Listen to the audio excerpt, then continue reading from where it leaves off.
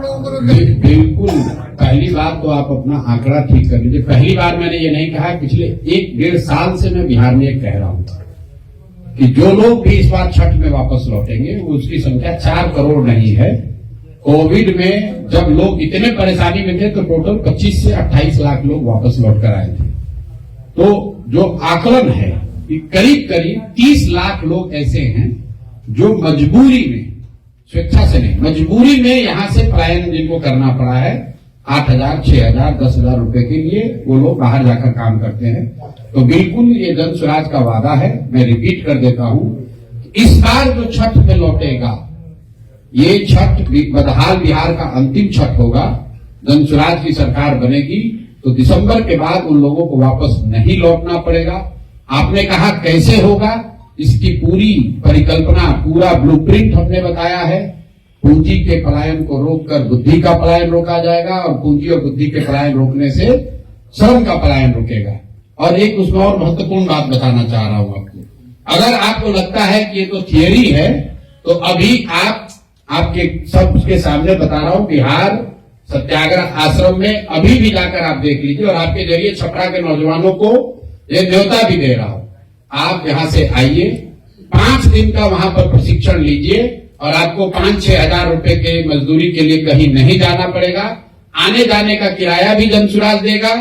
5 दिन के रहना खाना प्रशिक्षण भी आपको जन स्वराज मुफ्त दे रहा है। जन स्वराज की सरकार बने न बने, चुनाव हो तब हो, चुनाव से पहले मैंने इस बार संकल्प लिया है कि 1 लाख बच्चों को, रिपीट कर देता हूं, 1 लाख बच्चों को जन स्वराज अपने खर्चे पर प्रशिक्षित करके 4, 5, 7, 8, 10 हजार रुपए कमाने की स्थिति में ला देगा। और ये काम हम लोग पिछले 1 महीने से वही कर रहे हैं। और मैं चाहता हूं कि आप किसी बच्चे को जिसको आप जानते हो, जिसने 12वीं कम से कम पढ़ाई करी है, जिसको स्मार्टफोन चलाने की समझ है, वो उसका नाम नंबर दे दीजिए, हमारे यहाँ फोन करके वो आ जाए। आने जाने का मैं रिपीट कर रहा हूं, आने जाने का बस भाड़ा, ट्रेन भाड़ा भी दूंगा। रहने खाना और प्रशिक्षण 5 दिन का मुफ्त। 6वें दिन से वो काम पे लग जाएगा और 16वें दिन उसके अकाउंट में पैसा आ जाएगा। काम कहाँ से उपलब्ध होगा ये बताया? अभी जो आप आ रहे हैं जी, काम 1 मिनट। अब देखिए, आपका अपना नजरिया है कि काम कहां से उपलब्ध होगा। काम मैंने क्या कहा, टेक्नोलॉजी से होगा। आप YouTube चलाते हैं, आप तो यूट्यूबर हैं या पत्रकार हैं तो YouTube चलाते होंगे। YouTube क्या बेचता है? YouTube ने तो छपरा में आकर सीमेंट का दुकान नहीं खोला है। बिहार और इंडिया में YouTube ने अपना ऑफिस खोलकर स्टील और छड़ बनाने की फैक्ट्री नहीं लगाई है। क्या बेच रहा है? फिर भी देश भर के जितने बिजनेसमैन हैं उनसे ज्यादा पैसा YouTube के मालिकों के पास है। तो दुनिया में सुनो तो भाई, बहुत सारे ऐसे रास्ते हैं जिसके जरिए आप 5, 7, 8, 10 हजार रुपया कमा सकते हैं। जो कॉल सेंटर, 1 मिनट रुकिए भैया, एक तो आप समझना नहीं चाहते हो। आपने सवाल पूछा है कैसे दे रहे हैं नौकरी, हम कह रहे हैं कि दे देंगे, दे रहे हैं। अभी आप भेजिए लोगों को। आप सुनते हैं कि देश में लाखों लोग कॉल सेंटर के जरिए नौकरी पाए हुए हैं। तो हम यहाँ पर बच्चों को क्या ट्रेनिंग दे रहे हैं कि कैसे वो घर बैठे रूरल कॉल सेंटर चला सकते हैं। कॉल सेंटर चलाने वाले को 15,000, 20,000 रुपया मिल रहा है दिल्ली, गुड़गांव में। अगर बिहार के बच्चों को वो ट्रेनिंग दे दी जाए कि वो घर बैठे फोन से संवाद कर सके, रिप्लाई कर सके, तो निश्चित तौर पर उनको 5-7 हजार रुपया मिलने लगेगा। और आप आइए, इसी की ट्रेनिंग दे रहे हैं। कुछ नया कीजिएगा तभी तो रोजगार मिलेगा। आपको लगता है कि खाली मरौड़ा चीनी मिल बनने से सबको रोजगार मिल जाएगा। अगर मरौड़ा चीनी मिल बन भी जाए तो 4, 5, 10 हजार लोगों को फायदा होगा। बिहार में तो 50 लाख लोग बेरोजगार हैं। तो हम लोग वो बात नहीं कहते जो यहाँ पर पहले से कही जा रही, कम आएंगे सरकारी नौकरी दे देंगे। कैसे दे दोगे सरकारी नौकरी? 78 साल में टोटल बिहार में नौकरी मिला है 23.25 लाख लोगों को। आंकड़ा याद रखिए, चपरासी से लेकर मुख्य सचिव तक टोटल 23.25 लाख लोग ही बिहार में सरकारी नौकरी करते हैं। मतलब परसेंटेज दर में हुआ 1.97%। 2% लोगों को आज तक 78 साल में सरकारी नौकरी मिला। नेता लोग आकर कह रहे हम सरकारी नौकरी दे देंगे सबको। अरे भाई, 13 करोड़ की आबादी है, 23 लाख सरकारी नौकरी करता है, सबको सरकारी नौकरी कैसे दे दोगे? पूरे देश में 3% लोग ही सरकारी नौकरी करते हैं। तो मैक्सिमम 3-3.5% से ज्यादा आबादी सरकारी नौकरी कर ही नहीं सकती है। लोग यहां बता रहे हम सरकारी नौकरी से बेरोजगारी दूर कर देंगे। कैसे कर दोगे दूर? बेरोजगारी दूर करने का तरीका है शिक्षा और युवाओं के हाथ में पूंजी, टेक्नोलॉजी का प्रयोग, जिससे लाखों बच्चों को स्वरोजगार मिलेगा। अपने घर बैठकर लोग 10,000, 15,000, 20,000 रुपए कमा रहे हैं। ये एआई का जमाना है, आर्टिफिशियल इंटेलिजेंस का जमाना है, और हम लोग जी रहे हैं 1960 में। रोजगार टेक्नोलॉजी से मिलेगा। अभी देश में सबसे ज्यादा रोजगार कहां आ रहा है? डेटा सेंटर से आ रहा है। बिहार में एक भी डेटा सेंटर का नाम ही नहीं कोई जानता है। आप और हम चीनी मिल बनाने के चक्कर में खाली पड़े हुए हैं। चीनी मिल खुलना चाहिए, लेकिन चीनी मिल बनाने से बिहार के युवाओं का भविष्य नहीं सुधरने वाला है। दुनिया कहां से कहां चली गई, और बिहार में अभी बैठ के आदमी वही 1970 वाला बात बतिया रहा है कि 4 किलो अनाज कैसे मिलेगा और हमको राशन कार्ड कैसे मिलेगा। उद्योग धंधे पर क्या बोलेंगे? उद्योग धंधे पर क्या बोलेंगे? अगर उद्योग लगे तो काफी लोग जो इलिटरेट पर्सन है उनको भी रोजगार उपलब्ध हो सकता है, इसलिए बिहार में उद्योग लगाना भी जरूरी है। इस पर क्या बोलेंगे? बिल्कुल जरूरी है, लेकिन आप तो समझदार पत्रकार हैं।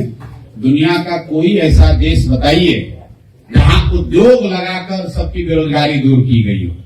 सिंगापुर में कौन सा उद्योग है? न्यूजीलैंड में कौन सा उद्योग है? फिनलैंड, स्वीडन, डेनमार्क में, नॉर्वे में कौन सा बड़ा उद्योग है? मेरे भाई, उद्योग जो है, सुनिए मेरी बात, लेबर की बात, इकोनॉमी को समझिए। इकोनॉमी के 3 फंडामेंटल जो चीज है, प्राइमरी, सेकेंडरी और टर्सरी, उसमें जो उद्योग है, मैन्युफैक्चरिंग है, छोटा बड़ा सब मिलाकर, वो पूरे देश में 18% है। कृषि की 60-65% सर्विस सेक्टर है, और आप कह रहे हैं उद्योग लगाकर आप बेरोजगारी दूर कर देंगे। कैसे कर देंगे? पूरी इकोनॉमी में सर्विस सेक्टर 65% है, और 35 में कृषि और उद्योग दोनों शामिल है, छोटे बड़े सब मिलाकर। तो निश्चित तौर पर उसमें तरक्की होनी चाहिए, लेकिन सिर्फ मैन्युफैक्चरिंग के जरिए आप न देश में न बिहार में बेरोजगारी दूर नहीं कर सकते हैं। सर्विस सेक्टर में नौकरी है, सर्विस सेक्टर में तरक्की है, तरक्की वहीं से आएगी। अगर होटल बन रहा है, उसमें 50 लोगों को नौकरी मिली है, उसमें रिसेप्शन पे कोई बैठा है। अगर यहाँ 50 रेस्टोरेंट है तो उसमें 200 लोगों को नौकरी मिली है। अगर यहाँ 1000 टैक्सी चल रही है, उसमें लोगों को नौकरी मिलेगी। सिर्फ फैक्ट्री बनाकर मजदूर लगाने से पूरे बिहार को नौकरी नहीं मिल सकती। वो एक छोटा पहलू है।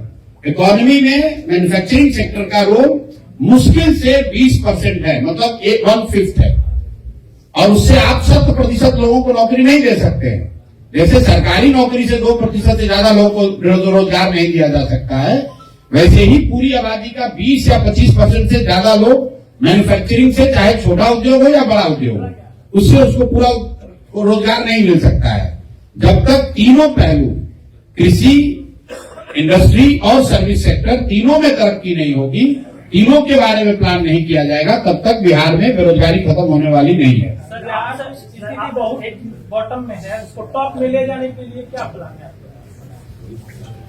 क्या किसका बॉटम में है?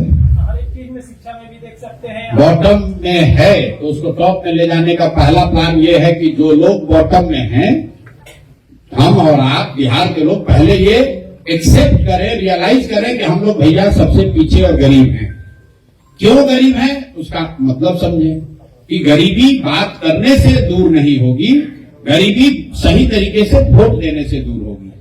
वोट उसको दीजिए जिसकी समझदारी हो, अगर वो, और जिसको भी दीजिए उसको 5 वर्ष के लिए चुनिए, जीवन भर की बंधुआ मजदूरी मत कीजिए। किसी को मौका 5 वर्ष ही मिलना चाहिए। 5 वर्ष में अगर वो दल, वो नेता काम नहीं करता है तो उसको पलट के दूसरे ओर कीजिए। दक्षिण के जो राज्य जहां पर तरक्की हो रही है, कर्नाटक, तमिलनाडु, केरल, तेलंगाना और आंध्र प्रदेश, जिन राज्यों में करीब करीब 1/3 जीडीपी अब पूरे देश का सिर्फ इन 5 राज्यों में है, इन राज्यों में पिछले 78 साल में कोई व्यक्ति 10 साल से ज्यादा मुख्यमंत्री नहीं बना है। क्यों? क्योंकि जनता वहां पर डिमांड कर रही है कि भाई तुमने जो काम किया, तुमसे हमको अच्छा चाहिए। अगर आप कल जनसुराज को चुन देंगे और जनसुराज वालों को ही लगातार वोट देते रहेंगे तो जनसुराज वाले भी काम नहीं करेंगे। सबसे पहले तरक्की तब होगी जब जनता अपना अधिकार समझेगी और नेताओं में, दलों में ये डर होगा कि हम काम नहीं करेंगे तो जनता हमको हटाएगी। अभी तो जनता हटाएगी इसकी चिंता ही नहीं है। नेता जो है वो ये सोचता है कितना यादव है, कितना भूमिहार है, कितना पंडित है, वो देख ही नहीं रहा है कि कितना फैक्ट्री खोले, कितना स्कूल खोले, कितना सड़क बनाए। चुनाव लड़ने के लिए उसको मालूम है लोग जाति पर वोट देंगे, तो वो स्कूल की चिंता क्यों करे, फैक्ट्री की चिंता क्यों करे। मैं आपको बता रहा हूं कि मरहौड़ा चीनी मिला बता रहे हैं बहुत बड़ा जख्म है, और आप लोग, सब लोग, हम लोग मिलकर जो लोग मरहौड़ा चीनी मिल को बंद कराए उनको वोट दे रहे हैं, जो लोग मरहौड़ा चीनी मिल खोलने का गलत वादा किए उन्हीं को वोट किए जा रहे हैं। तो कैसे सुधार होगा? सर एक मिनट में सर, आपने कहा कि हम सोशल मीडिया के जरिए, हमने कहा एक बात और कि दायरे कितने लोग बैठे हैं, सबसे बड़े ज्ञानी हम ही नहीं है। आप सब सवाल तो जिनसे भी पूछिए। सर एक लास्ट सवाल है, आपने बोला कि सोशल मीडिया के जरिए बच्चों को जॉब देंगे। सोशल मीडिया नहीं, टेक्नोलॉजी। आज से 1-1.5 साल पहले आपका आईटी टीम यही काम फोन करके यूट्यूब चलाते हैं वादा करते थे कि हम ऐसे करेंगे, ऐसे सिखाएंगे, आप अच्छे कमाई कर सकते थे यूट्यूबर से। उसके बाद बच्चों का बहुत कि हम कोई खराबी होगा, कोई प्रॉब्लम, हम आपके संभालने के लिए हैं, पेज भी कर दिया जाएगा।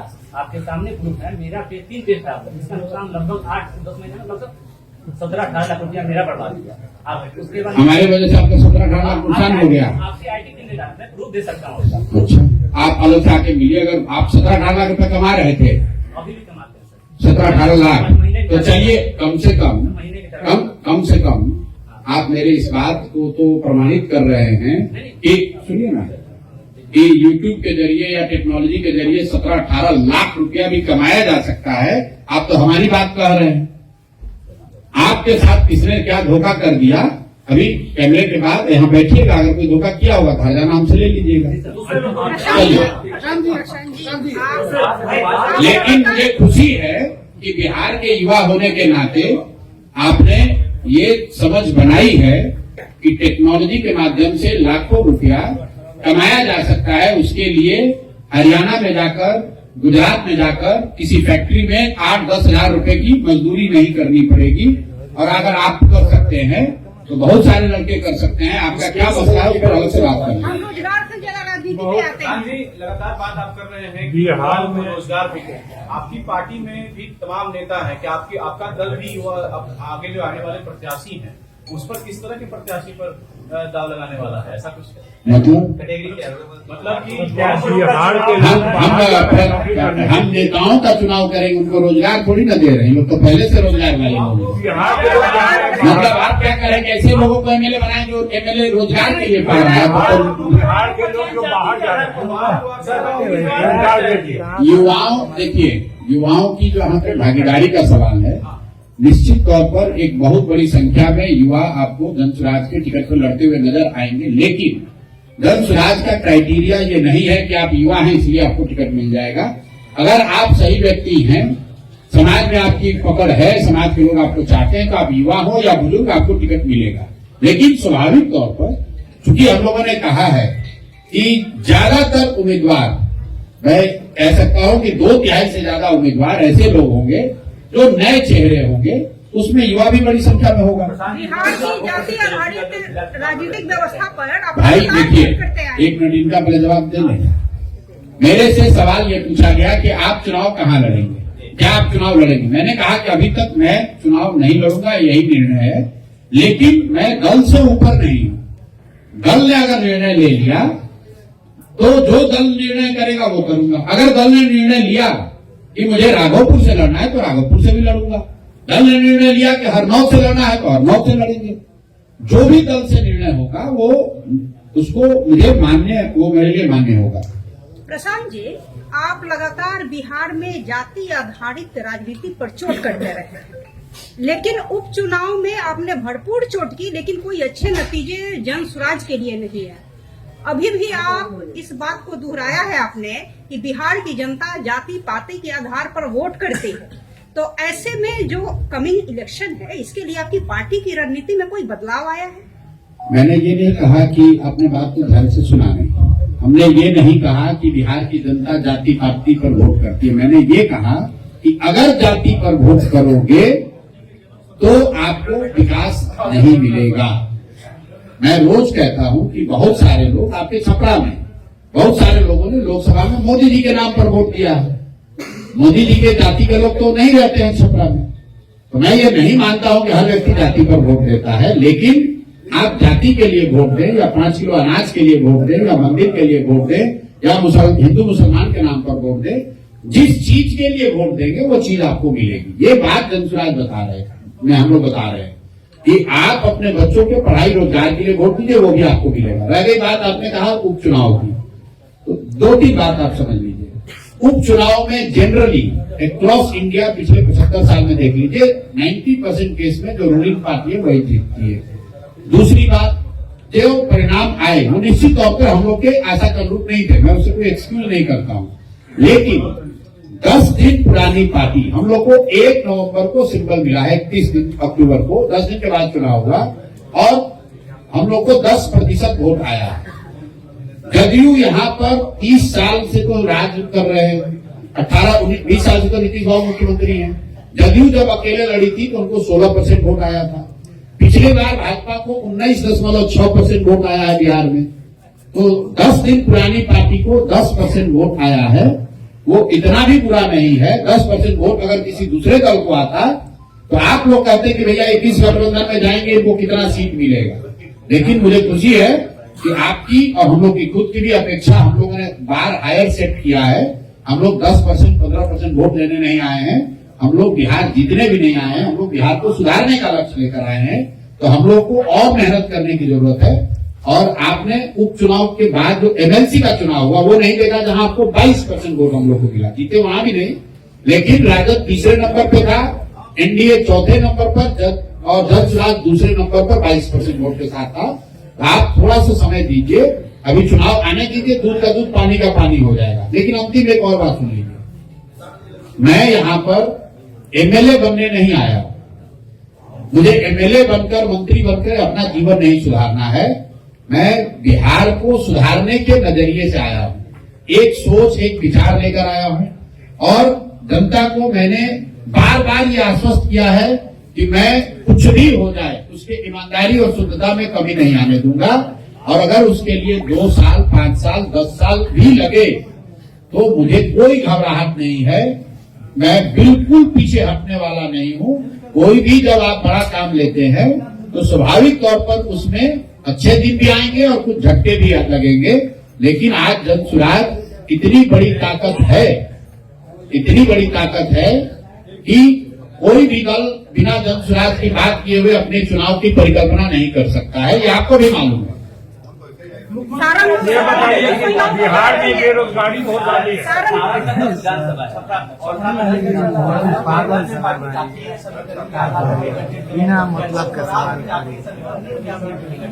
भाई जनसुराज जिसको भी टिकट देगा वो व्यक्ति किसी न किसी जाति का तो होगा ही। भाई जनसुराज ऐसे व्यक्ति को तो आप हमें बता दीजिए कौन सा आदमी है जो किसी जाति में पैदा ही नहीं हुआ। भाई हम किसी जाति के आदमी को तो टिकट, किसी को टिकट देंगे वो किसी जाति का होगा। तो कल आप कहिएगा कि ये भी तो जाति देखकर वोट दे, टिकट दे दे। टिकट देने का जो पैमाना है, टिकट देने का पैमाना है कि जिसको भी यहाँ के लोग, स्थानीय लोग, उस विधानसभा के और जनसुराज से जुड़े हुए लोग, जो हम लोग का पैमाना है उस पर जो सही व्यक्ति पाया जाएगा, हम लोग की कोशिश होगी कि टिकट उसी को दें। लेकिन अगर 10 लोगों को टिकट मिलेगा तो निश्चित तौर पर उसमें 7-8 जातियां होंगी, क्योंकि 10 आदमी जाति विहीन तो कोई है नहीं। आप मुझे बता दीजिए छपरा में कौन ऐसा आदमी है जिसकी जाति नहीं, उसी को टिकट दे देते हैं। भाई किसी न किसी जाति का तो होगा ही। अब जब हम देंगे किसी को टिकट और उसकी जाति मान लीजिए कि यादव के नाते आप ही यादव देखकर वोट टिकट दे रहे हैं, हम व्यक्ति और उसका चरित्र देखकर ही टिकट देंगे या दल देगा। निश्चित तौर पर जिसको टिकट मिलेगा वो किसी जाति का होगा, तो समीकरण आप पीछे समझ लीजिएगा। महिलाओं को कितनी टिकट देंगे सारण लोकसभा से? कितनी महिला प्रत्याशी को मैदान में उतारेंगे सारण 40, मैं अभी बता देता हूँ, 40 महिला प्रत्याशी जनसुराज की ओर से अगला विधानसभा चुनाव लड़ेंगी। कोशिश ये होगी कि हर लोकसभा क्षेत्र से कम 1 लोग जरूर लड़े। तो लेकिन ये संभव है कि किसी लोकसभा क्षेत्र में 1 भी ना हो, किसी लोकसभा क्षेत्र में 2 हो, लेकिन 40 महिला प्रत्याशियों को टिकट देने का वादा जनसुराज ने किया है, उस पर हम लोग कायम रहेंगे।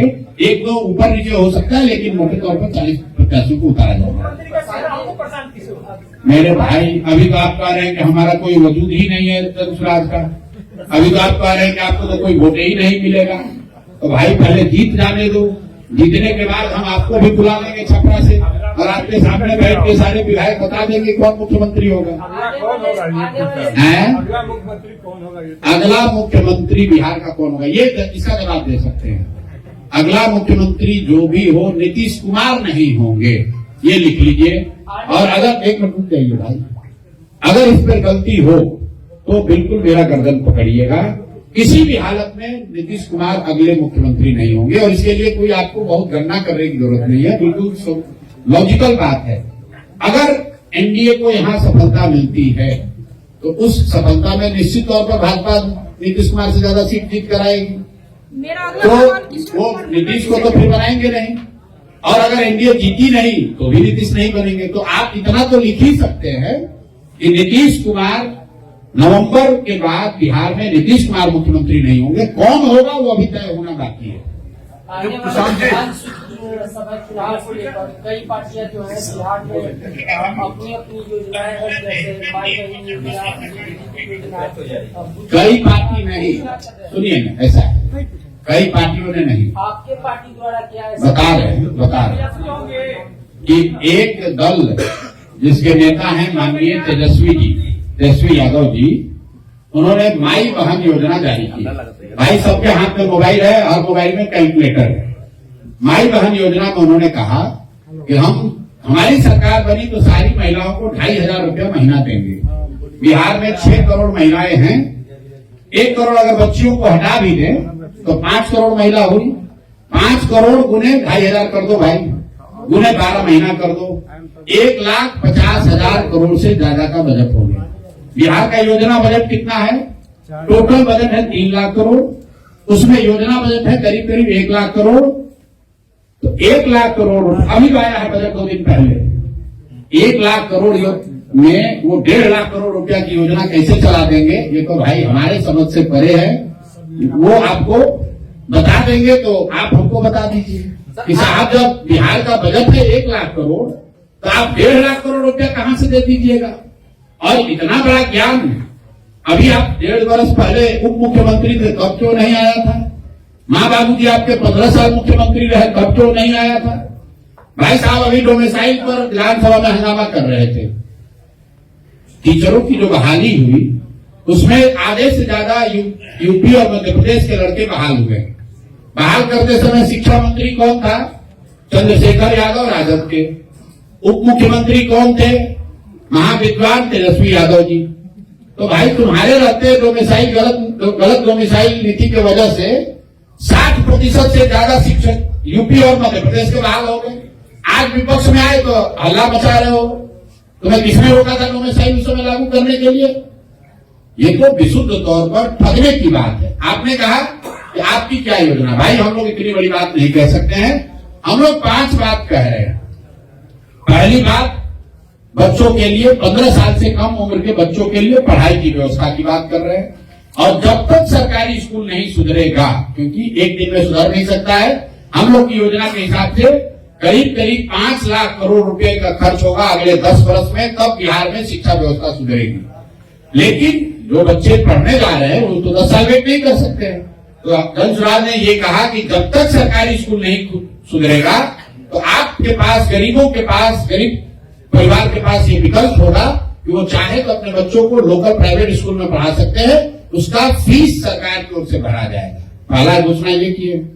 दूसरी घोषणा ये की है कि जो लोग 5-10 हजार रुपए के लिए पलायन के लिए मजबूरी में गए हैं, उनको साल भर में वापस यहाँ पर रख लिया जाएगा, उनको वापस जाने की जरूरत नहीं है। उसकी योजना भी बताई और आपको अभी बताया कि 1 लाख बच्चों को अपने खर्चे पर जनसुराज चुनाव से पहले ये करके दिखा रहा है।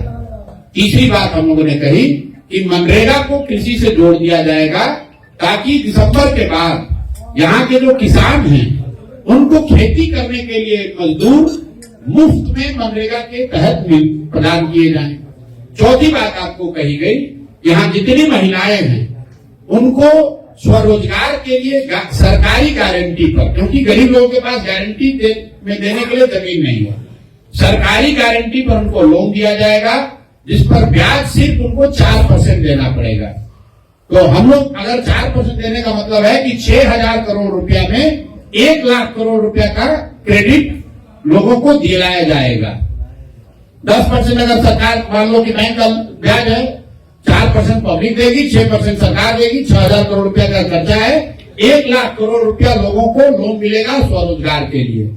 और अंतिम बात जो बताई गई है कि 60 वर्ष से ज्यादा उम्र के जितने लोग हैं जिनको पेंशन 400 रुपया मिल रहा है, उसमें आप दिव्यांग और विधवा लोगों को भी जोड़ लीजिए, मैं अलग से नहीं बोलता हूँ, मतलब जिसको भी पेंशन 400 रुपया मिल रहा है उसको 2,000 रुपया दिसंबर 2025 से मिलने लगेगा। इसका खर्चा आएगा करीब 12,000 करोड़ रुपया साल का। तो हम सिर्फ योजना नहीं बता रहे हैं, योजना पर क्या बजट लगेगा और वो बजट कहाँ से आएगा ये भी बता रहे हैं। शराबबंदी पे आपका क्या विचार होगा? बिहार में आपकी सरकार भैया एक ही बात पर इतनी बार विचार बताएं, जब स्वराज की सरकार बनी तो 1 घंटे में शराबबंदी हटा देंगे, क्योंकि शराबबंदी बिहार में लागू है ही नहीं। वृद्धा पेंशन शराब 2,000 रुपया कहाँ से?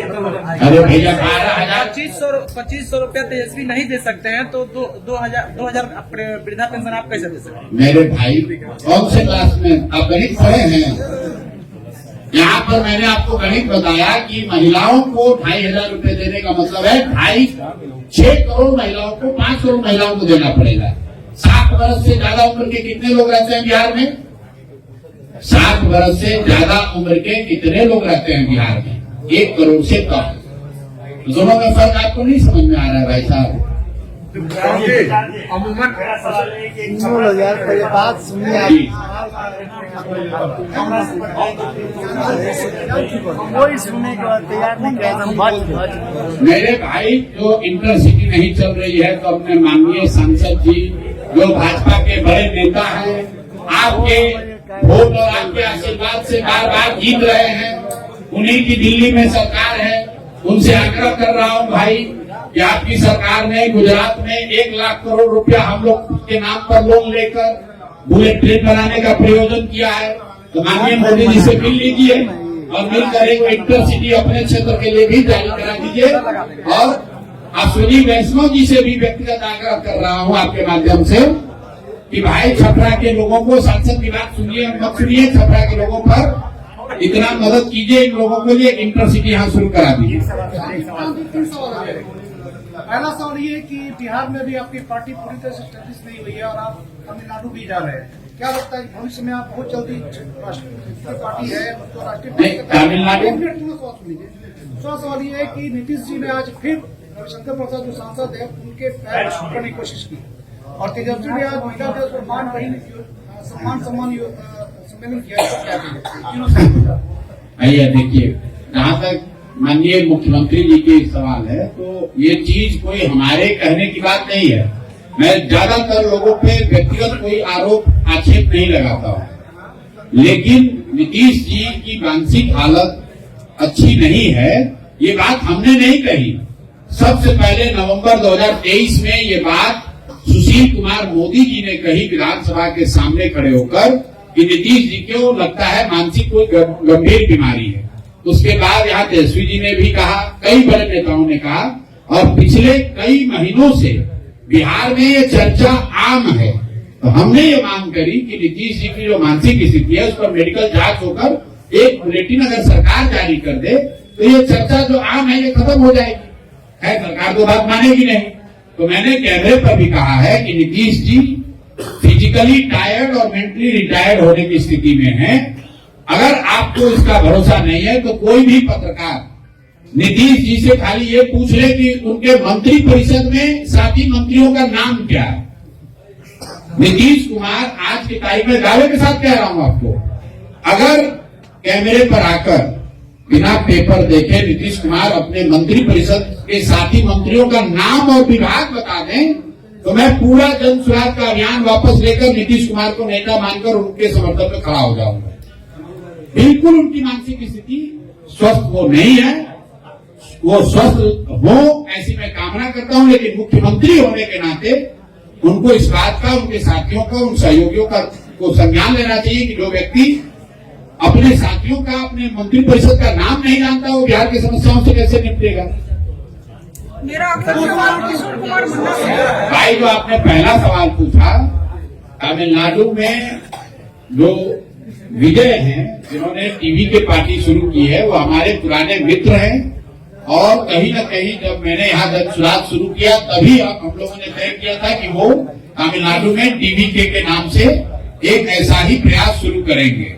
तमिलनाडु में चुनाव बिहार चुनाव के 6-7 महीने के बाद है, तो मेरा ये फर्ज है कि मैं उनकी मदद करूं। वो भी यहाँ मेरी मदद के लिए आएंगे और मैं भी उनकी मदद के लिए गया था।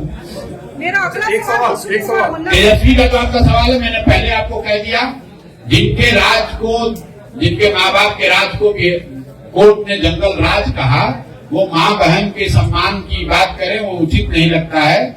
माँ बहन की सम्मान की बात तब होती जब उनके राज में सुरक्षा की बात होती, शिक्षा की बात होती। और ये योजना बनाकर ये झारखंड से कॉपी किए।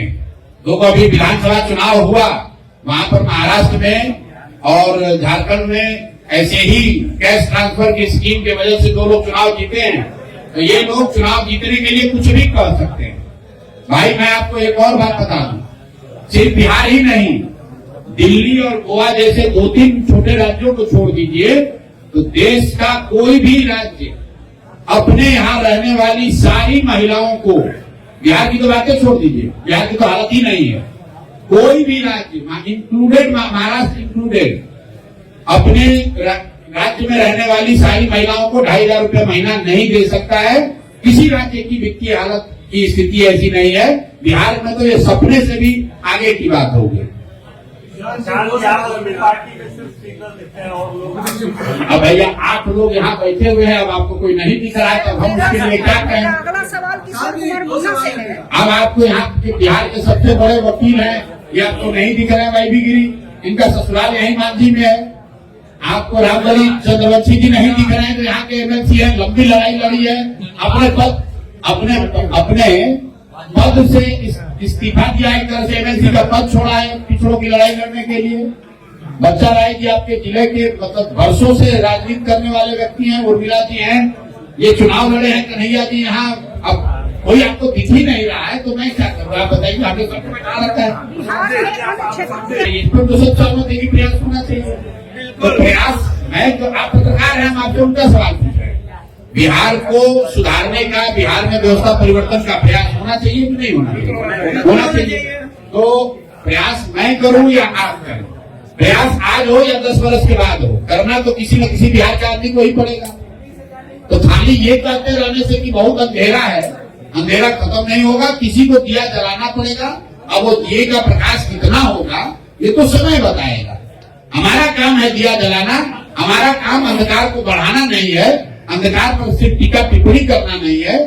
भगवान ने मुझे जो शक्ति बुद्धि दी है, मैं अपनी तरफ से ईमानदारी से उसको, अंधकार को कम करने का, दूर करने का प्रयास कर रहा हूँ। बहुत बहुत धन्यवाद।